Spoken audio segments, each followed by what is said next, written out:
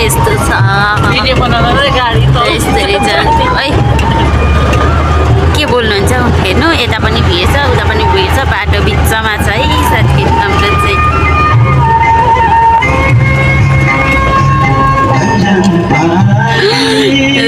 यस्तो यस्तो बाटो जानुपर्छ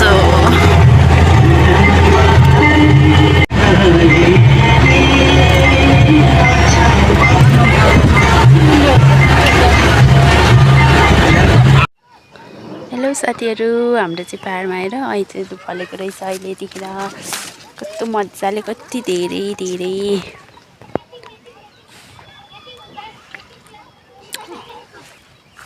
पर्फेक्ट मिठो रहेछ हेलो साथीहरू हामी चाहिँ नमस्कार सेवार हो हामी चाहिँ आज के हेर्ने दिदी फुन्दानी जे होस् फुलबारी हेर्न जाँदैछौँ यस्तो उकालो बाटो हिँडेर अनि दिदी अनि टिचर हुनुहुन्छ हाम्रो टिचर दिदी पनि हुनुहुन्छ अनि मेरो आन्टी अनि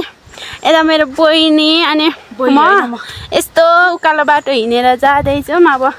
तपाईँहरूलाई म पुगेपछि भन्छु राम्रो छ अरे ठाउँ चाहिँ म चाहिँ पुगेको छुइनँ देखेको नि छैन अनि हामीलाई चाहिँ कस्तो गाह्रो भइरहेछ यस्तो बाटो हिँडेर जानु परिरहेछ साथीहरू गइरहेछौँ राम्रोसँग मेरो बहिनी मलाई देखेर छक्क परिरहेको छु तल मैले चाहिँ बहिनीको यहाँनिर ब्याग पनि बोकिरहेको छु बहिनी चाहिँ घर गएको माइतबाट हामी चाहिँ घुम्न गएको हेलो आमा काँडा पो रहेछ यत्रो झन्डै च्याप्पै पकाडे हाम्रो बाटोमा चाहिँ ठुलो ठुलो काँडाहरू पनि छ मैले झन्डै पकाडे हातले पारीको भ्यू चाहिँ यस्तो छ राम्रो हाम्रो बाटो चाहिँ यस्तो छ पुरा सिरियस तरिकाले हिँडिरहेछौँ अलिकति अब हेर्नु यो बाटोमा चाहिँ जुका पनि भेटिन्छ अरे दिदीले भन्नुभएको अनि हामी चाहिँ मजाले जाँदैछौँ है साथीहरू हेर्नको लागि चिसो चिसो चिसो चिसो मौसममा यसपालि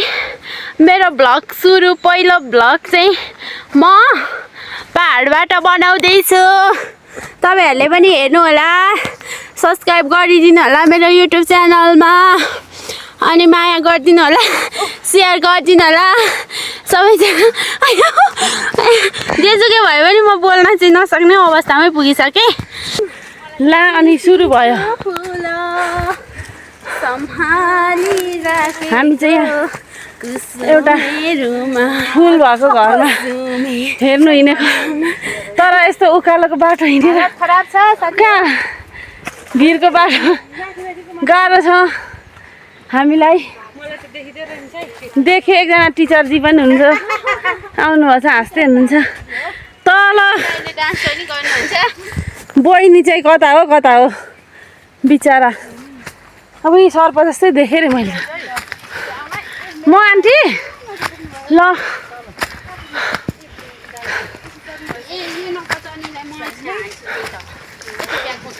कस्तो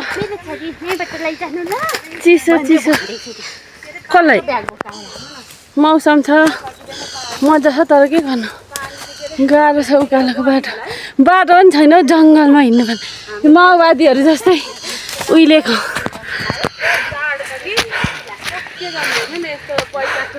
मोटी हुनु धेरै नराम्रो रहेछ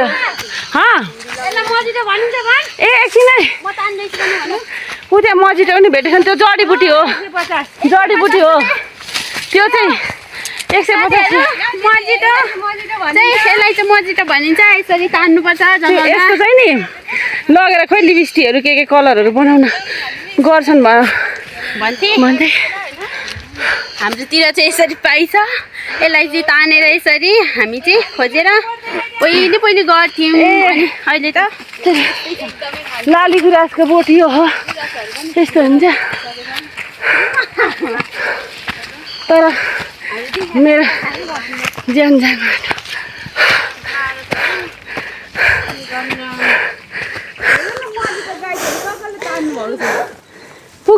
कान्छी ए ल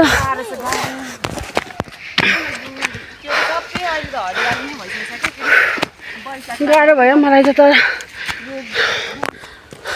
पाउला खेलिरहेछ नि त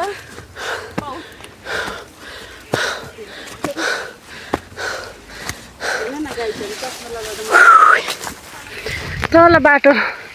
हामी आएको बाटो अलि तल त्यो सेतो सेतो देखिँदैछ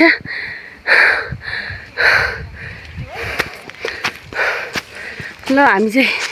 फाइनली आइपुग्नु आँट्यो भन्दै हुनुहुन्छ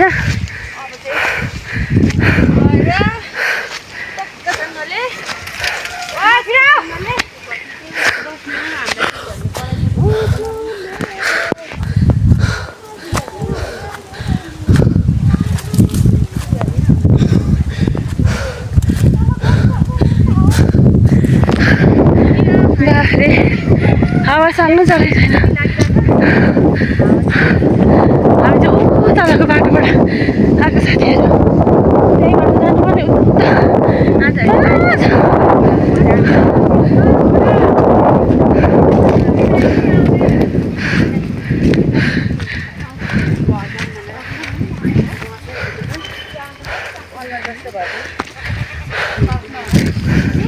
आल्चा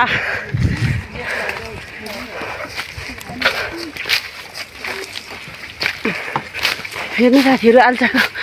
बोर्ड छ आल्चा फल ए पलम अरे त्यो ठुलो खालको बखडा रहेछ तल बेच्नु राखेको हुन्छ नि कसरी केजी त्यो चाहिँ कति फलेको रहेछ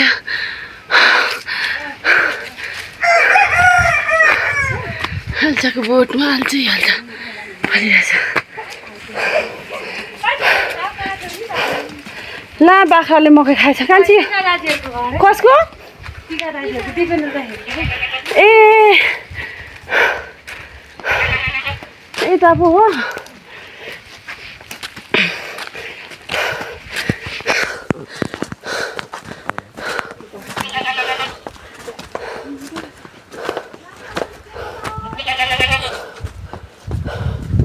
फुलै फुल रहेछ नि यहाँ पनि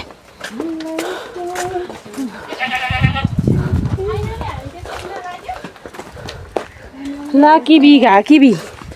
किबीको बोट रहेछ यहाँ साथीहरू किबी नै किबी छ सबै किबी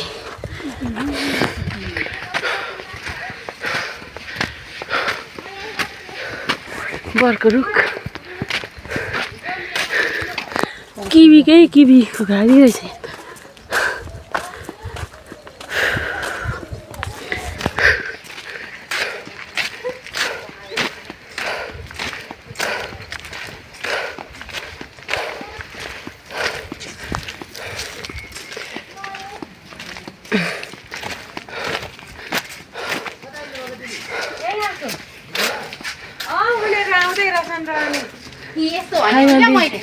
ए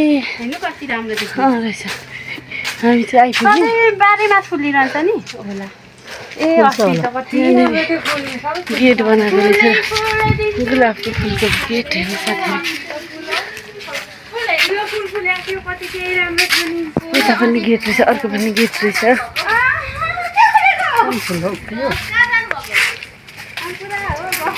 ए यो फुल मैले फुलेको देखिरहेको थिएँ अस्ति